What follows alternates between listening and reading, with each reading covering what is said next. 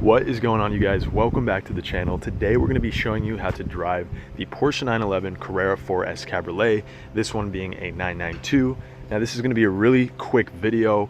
I've got the full POV review and drive up on the channel, as well as a day in the life video with this car, which will link here and below in the description. But this is just going to be a super quick video on how to drive the 992 C4S Cabriolet.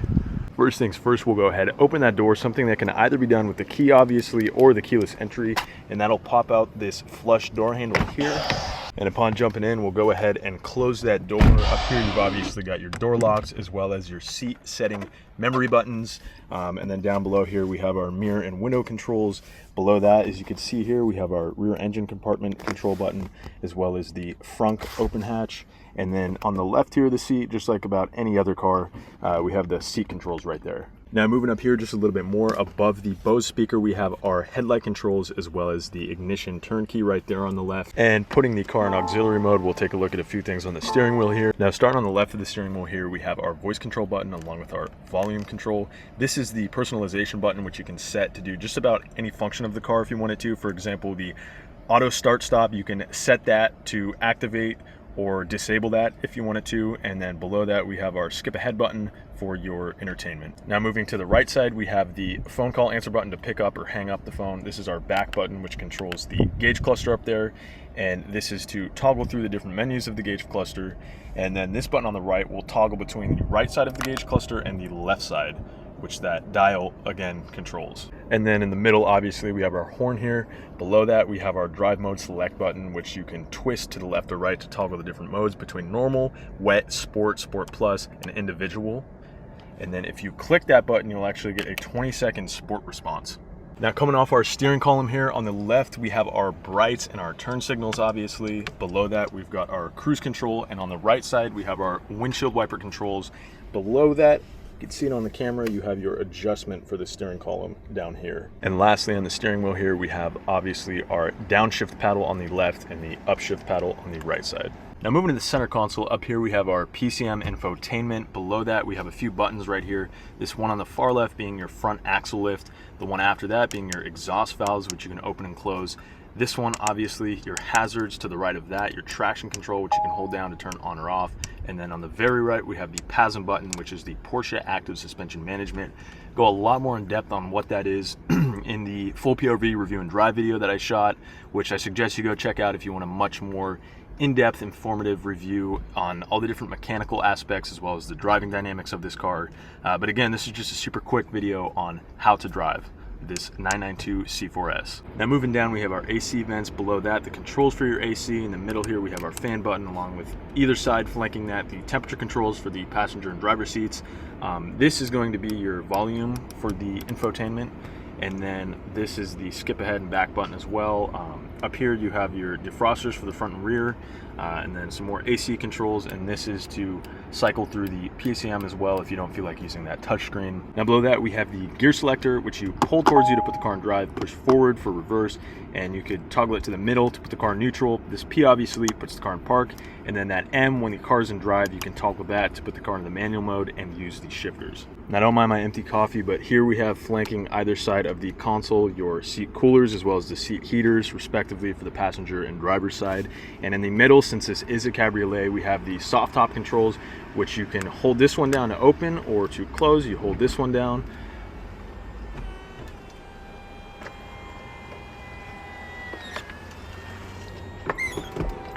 And just like that, you shut the soft top roof. We'll go ahead and open that back up again and show you the mesh wind deflector, which goes up in the back. Here is this button beneath the roof controls.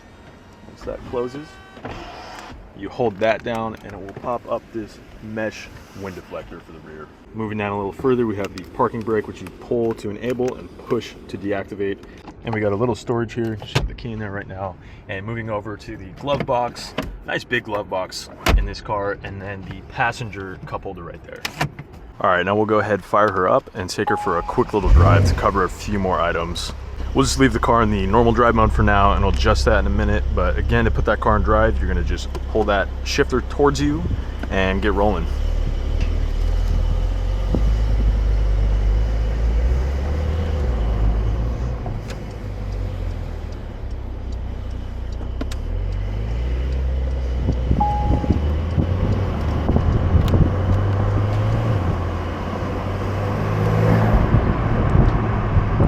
Now the car is just in the normal drive mode now, and the transmission is in automatic mode.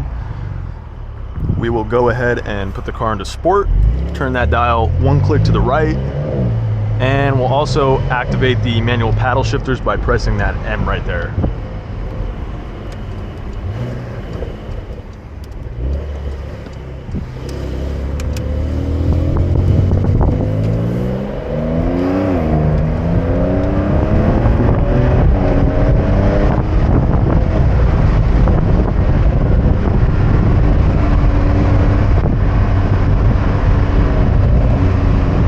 And we'll take it up one more notch and put the car into Sport Plus.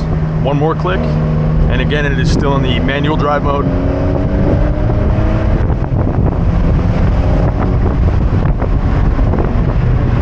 And in doing so with that mode, it automatically opens the exhaust valves, as you can see here, lit up in red, as well as the PASM, the Porsche Active Suspension Management.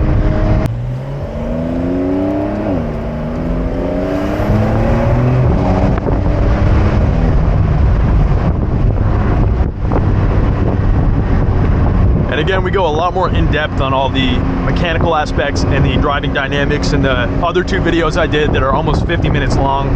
They're linked in the description, so go check those out if you want to know a lot more about the car.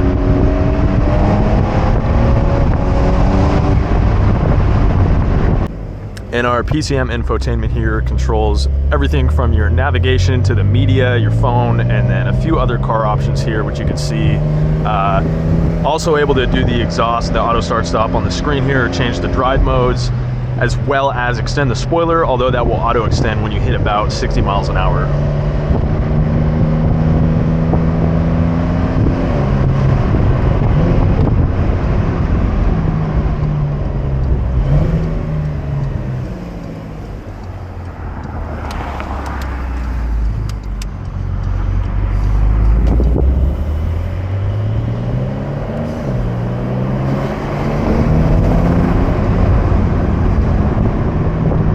And we'll hit that sport response on the drive mode button here, which gives you that little extra boost for 20 seconds. Pretty cool.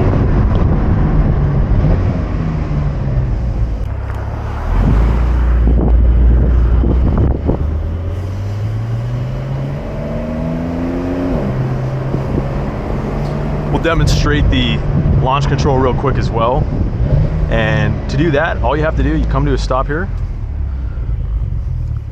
And what you're going to do is depress the brake pedal all the way and hold the throttle all the way down. It's going to enter launch control and you're moving.